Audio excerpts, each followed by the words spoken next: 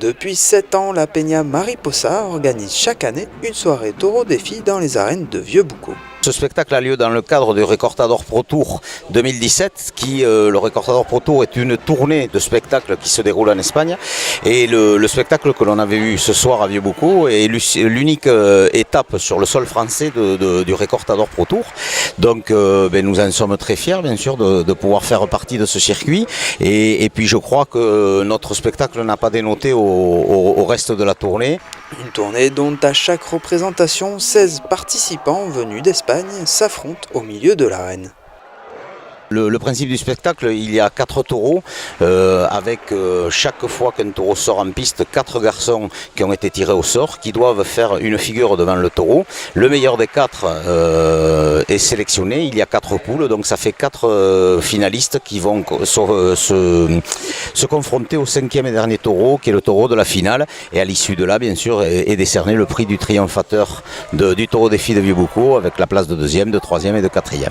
Semblable à la course landaise, ce spectacle reste tout de même bien différent. La différence importante du spectacle de ce soir de la course landaise, c'est que là on est face à des taureaux qui ne sont pas emboulés, dont les cornes sont nues et qui ne sont pas maintenus par une corde, d'où on a pu le voir bien sûr de temps en temps des difficultés pour mettre en place à l'endroit voulu le taureau. Courageux et vaillants, ces toreros sont alors prêts à prendre des risques pour satisfaire le public et le jury.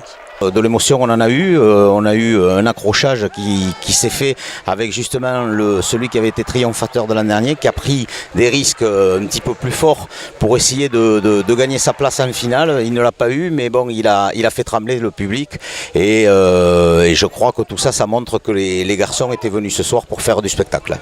Face à un tel danger, la religion est pour le coup une façon de leur apporter une certaine confiance. C'est vrai que la grande majorité de ces garçons sont des garçons qui ont pas grand chose à quoi se raccrocher si ce n'est que la foi et leur croyance. Et donc on l'a vu ce soir, l'entrée en piste où on se signe, on fait le signe de croix, on embrasse ses médailles, on embrasse des bracelets qui sont des bracelets saints, représentatifs de différentes vierges, on fait le signe de croix sur le sol. C'est vrai que la croyance, la foi est très importante pour ces garçons, puisque c'est à ça un peu qu'ils se raccrochent pour espérer que la soirée se déroule bien.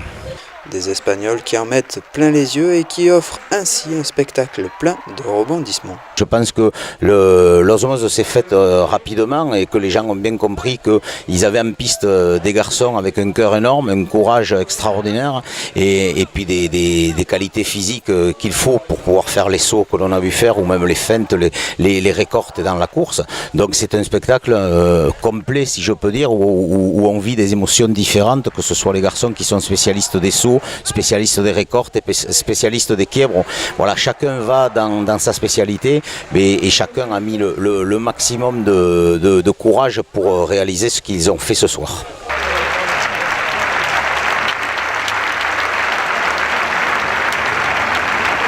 Une soirée animée de bout en bout et qui s'est clôturée par la remise des trophées ainsi que le traditionnel Toro de Fuego.